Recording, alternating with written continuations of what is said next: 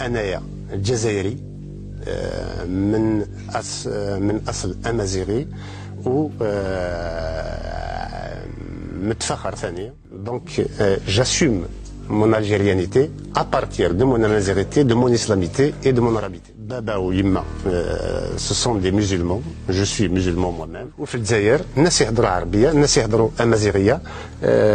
لازم يكون الاحترام. Donc j'assume mon algérianité à partir de mon amazigité, de mon islamité et de mon arabité. L'amazigité, c'est le fonds de commerce, alimente. Ils insultent comme ça, clairement, sans la guerre contre les Arabes. Voilà. Alors je leur dis. Hein? Ben c'est ça le MAG. Le MAG, c'est juste. Voilà. Mais il est venu en Algérie, le MAG. Le Carapol, le salopard. Il est rentré en Algérie, on ne l'a pas arrêté, on ne l'a pas. Voilà. Voilà. C'est comment avec l'ancien ministre qui est en Israël, il est revenu ministre chez nous. À l'époque de Boutef. Si tu vas en Israël, tu reviens, tu deviens ministre. Ministre de la Culture, ministre de je ne sais pas quoi, etc. Notre venue ici a aussi été motivée par le fait que, par un rêve, celui de voir en Israël comment pourrait être la Kabylie d'ici 10 ans, 15 ans. Vous inspireriez directement du modèle de l'État islamique. Israël nous inspire sur son ouverture, son pluralisme, sa modernité et son investissement dans la recherche et la technologie. C'est une véritable guerre.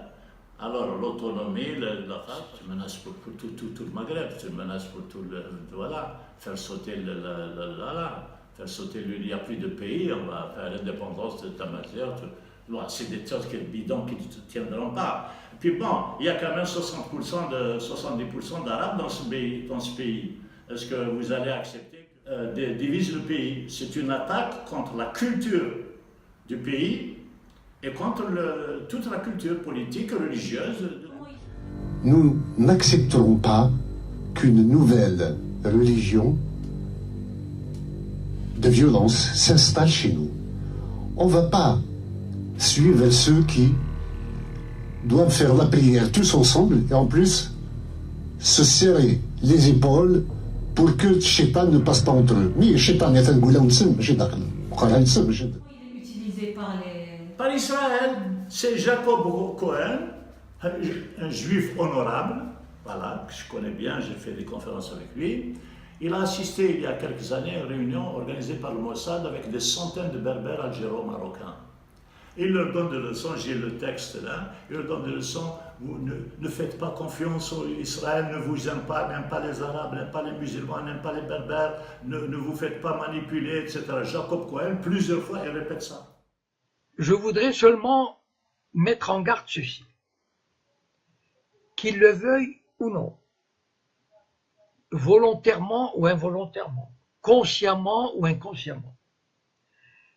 Les berbères, donc qu'ils le veuillent ou non, ils sont l'objet, ils sont entrés dans une combinaison mondiale, ils sont entrés dans un jeu de force internationale. Il se trouve que depuis au moins une vingtaine d'années, la question berbère échappe à la catégorisation du problème interne au Maroc. Il y a des forces étrangères, et je vais les citer, c'est le Mossad, en premier lieu le Mossad, avec des services secrets espagnols, français, mais en premier lieu le Mossad, qui a intérêt à semer le trouble, la discorde et la division. Et ça, on ne peut pas échapper à ça. Et je vais vous raconter une anecdote qui m'est arrivée il y a presque une douzaine d'années. À l'époque, je n'étais pas du tout connu. C'est-à-dire, il n'y avait pas Facebook, je ne faisais pas de conférences, et j'avais l'habitude de me glisser dans les réunions du Bnai Brit, par exemple. Le Bnai Brit, c'est la franc-maçonnerie juive mondiale. Et j'ai assisté à la réunion suivante. Je ne sais plus comment j'y suis allé, mais je suis arrivé. C'était la loge Ben Gurion à la mairie du 16e arrondissement. Et cette loge avait invité des Berbères d'Algérie, 5 ou 6, qui représentaient des associations de Berbères. Et moi, bon, assis quelque part comme ça, tranquille, j'observais. Et il y avait presque une centaine de personnes. Enfin, c'est une loge très importante. Ce sont tous des juifs sionistes. Et là, ils ont commencé à leur dire « Oui, c'est bien, vous menez un bon combat pour votre identité culturelle, votre culture. » Enfin, ils les caressaient dans le sens du poil. Et petit à petit, ils les ont amenés. Et moi, j'admirais leur savoir-faire, parce que franchement, au bout d'une heure, ils les ont amenés, ils leur ont fait croire que leur combat identitaire, leur combat culturel, était le même que celui des Juifs qui se battaient et des Israéliens qui se battaient, qui sont battus pour sauvegarder leur identité et qu'ils allaient leur apporter leur aide, etc. Et c'est la première fois où j'ai pris conscience que les organisations judéo-sionistes s'intéressaient aux problèmes berbères, aux Berbères. Il est vrai, je voudrais dire juste ceci aux Berbères, juste qu'ils prennent conscience, voilà, de ce fait. Vous croyez vous battre contre un pouvoir central qui vous opprime. Très bien, j'admets, je reconnais, j'appuierai toujours cette lutte de minoritaires exploités et non reconnus.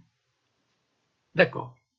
Mais ayez juste à l'esprit ceci, qu'il y a des forces extérieures qui vous font miroiter des choses. Voilà. C'est-à-dire, il y a des agents du Mossad qui vont voir des Amazighs, qui vont leur dire « Mais vos grands-parents étaient juifs, vous pouvez avoir une bourse pour Israël. En fait, vous vous appelez pas, je sais pas quoi, mais vous appelez Jacob ou Lévi, enfin, je sais pas, voilà. » Et ça marche pour certains. Petit à petit, ils sèment le trouble. Et certains Amazighs, certains Berbères pensent trouver un appui, pensent trouver, comment dire, une voie de sortie d'une exploitation ou d'un colonialisme qui se trouverait à Rabat ou à Alger. Moi, je voudrais juste comment dire, je n'ai pas du tout à vous dire comment il faut faire, de quelle manière il faut se battre, quelles sont les revendications que vous pouvez demander, etc. C'est pas mon rôle. Voilà, mon rôle, c'est, moi qui ai un peu d'expérience, qui ai une petite vision comme ça, de vous éclairer sur les dessous des cartes. Voilà, sur les tenants et les aboutissants. Ne vous faites jamais d'illusions sur le Mossad et sur les sionistes. Ils détestent tout le monde. Ils détestent les Arabes, ils détestent les Berbères, ils détestent les musulmans, ils méprisent les Arabes, les Berbères et tous ces peuples du tiers-monde. Donc, ne vous faites pas d'illusions. Les sionistes vous mèneront par le bout du nez. C'est une attaque contre le Kabylie. Ce groupe-là, c'est pas du tout à plaisanter. Ces Nazirs-là, ils ne parlent pas un mot kabyle en France. Voilà. Moi, ça fait 50 ans, je parle kabyle dans la famille. En France, j'ai un ami qui rentre chez les chefs d'Ahom. Il n'y a pas un mot kabyle chez eux.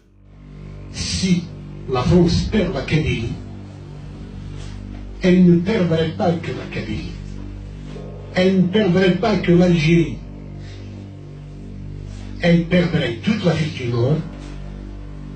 Et je dirais même, la Kabylie est la seule sphère francophone d'Afrique du Nord, notamment en Afrique du Nord, les Français est évacué au profit arabe. Donc, si la France veut garder un semblant ou un minimum de présence et de rayonnement culturel, il faut absolument qu'elle s'allie avec la Kabylie. La Kabylie est son seul canot de sauvetage. Où elle monte dedans, où elle va sombrer.